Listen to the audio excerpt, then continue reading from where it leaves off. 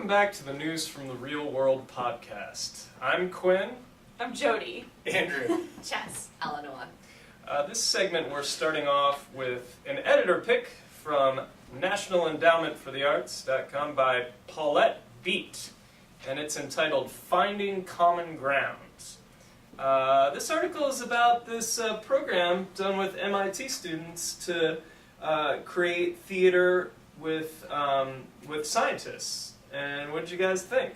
I really liked that they called it the Salon. Yeah. They called it the Salon for Science and Theater. Yeah, to get the dialogue going between Yeah. scientists and artists, which Right. you wouldn't think normally, they... Right, but like when you go They to don't run in the the same salon, that's circles. exactly what happens. It's all these people just gabbing. Yeah.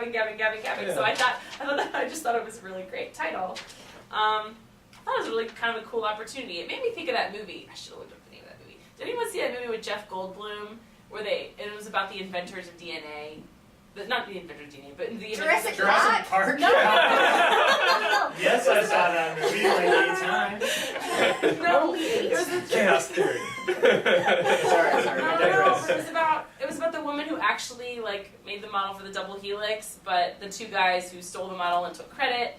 It was about him. Anyway, this movie perfectly portrayed that scientific discovery, and anyway, these conversations at MIT made me think about that. Yeah, well, the idea is that there's something to be gained from artists and scientists and having a dialogue.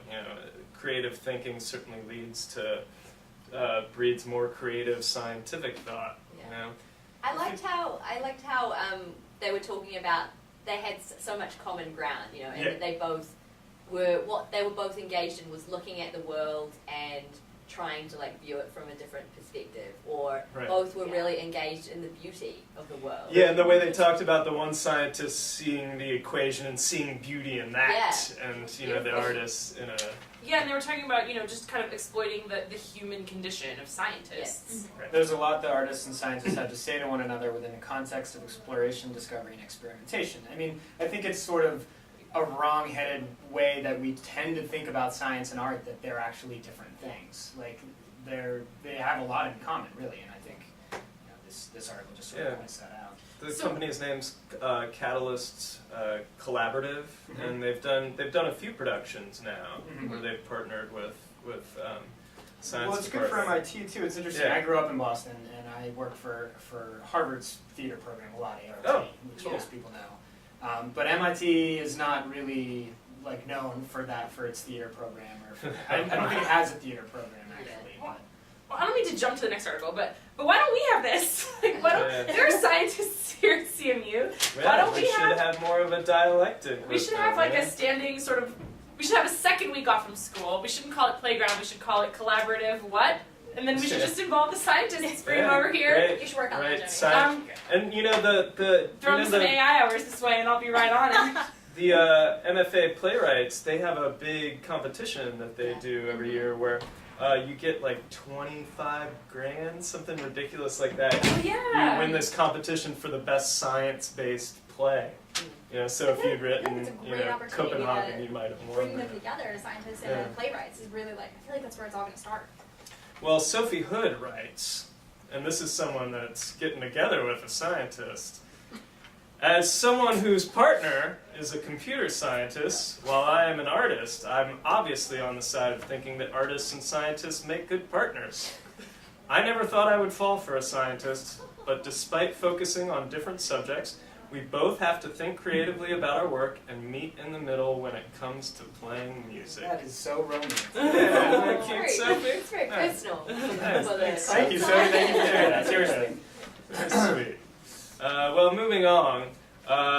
Scientists, or eyeglasses. Jess. Yes, Take it away. more science and art. This article is an Eye for Opera. It's an editor pick, actually from cmu.edu. Basically, we have a CMU alum who's working on an app for Google Glasses that basically takes the super title screen and puts it on the Google Glasses right in front of your eyes, so that no matter where you're looking on the stage, you always have the super titles there.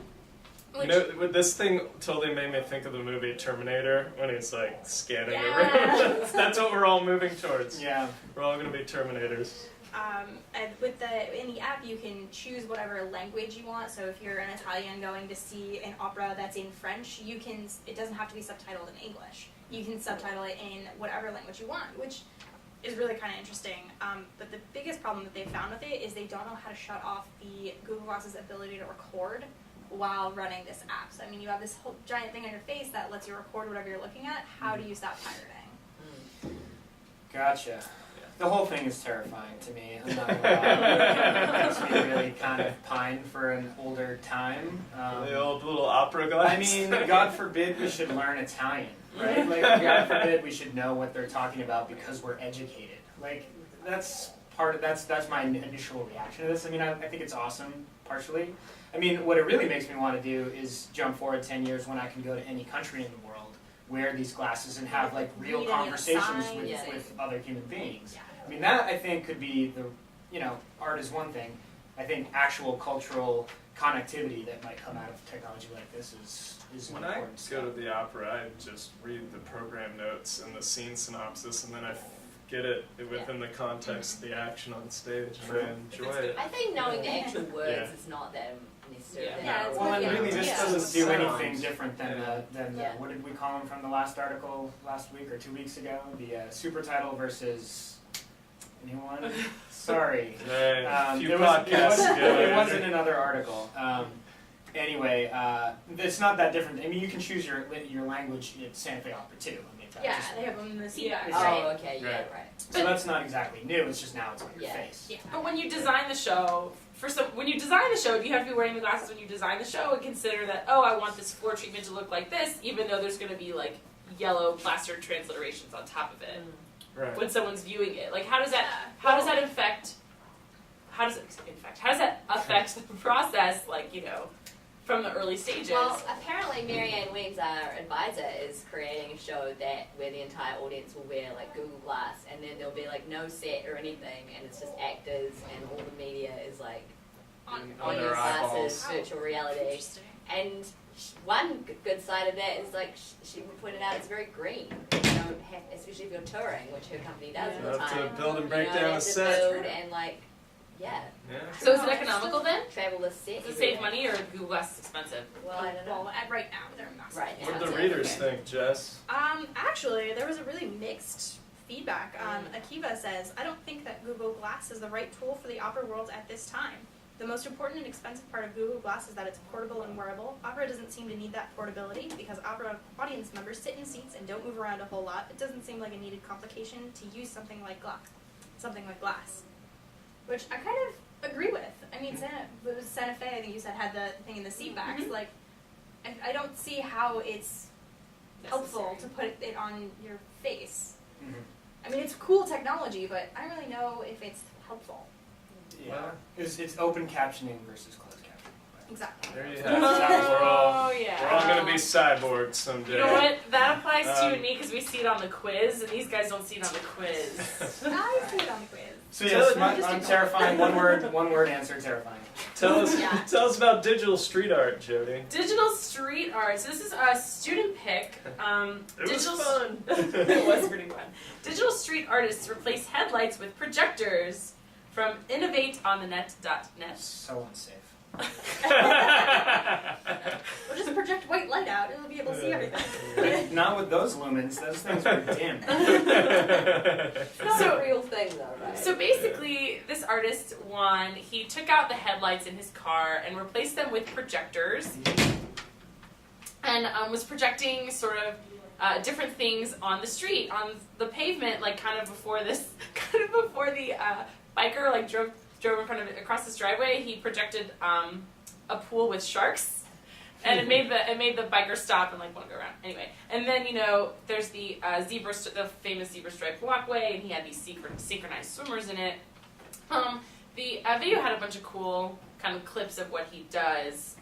I don't know. I thought it was visually interesting. I thought it was more like installation art. I didn't think it was. Yeah. I didn't think it was. There's nothing practical about it. Like, Yeah. but it's not guerrilla. He's not just taking it out into the street, right? Like he is closing down a street. Yeah, that yeah, car yeah. drove off alone Yeah, on right, an so empty it's street. But the car. See, so the projections with the car, they were projected onto the car. He didn't project those from the car, did he? I feel like there were more projectors than just the two headlights, because like he Yeah, had the yeah, wheels on the come side, out, and yeah.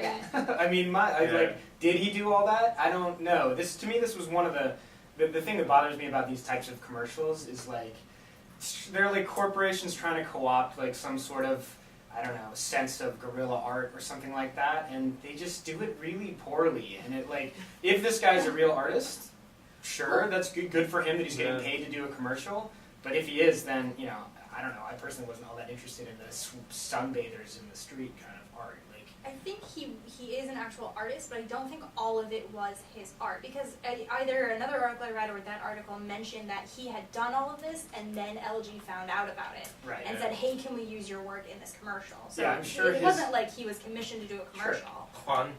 No, it's Yes. great. I'm all about people getting paid because they're doing cool Yeah, stuff. but I agree with you. I It's feel just like it that was altered. Whenever the corporation gets its dirty little hands on it, it just sort of turns into this It's- thing that's not interesting anymore. Especially Yeah, it becomes since very the- safe and slick and Yeah, sexy. like the rocket ship projections didn't match his art that you were Right. seeing in the street. It didn't Right. look like the same person. had Yeah, done it. I felt that too. And I wasn't really joking about the lumens thing either. Like, really, as far Yeah. as LG goes, like, I didn't think this was a very good advertisement for them because really, to me, those projections were super dim. Like, they weren't very good projections. And I know this from experience that the LG, like, home theater type projectors, the LED ones that they have, are just not that great. They're not very bright. They only Oh, work that's what in they super were- dark okay. conditions. That makes sense now. They were advertising LG projectors.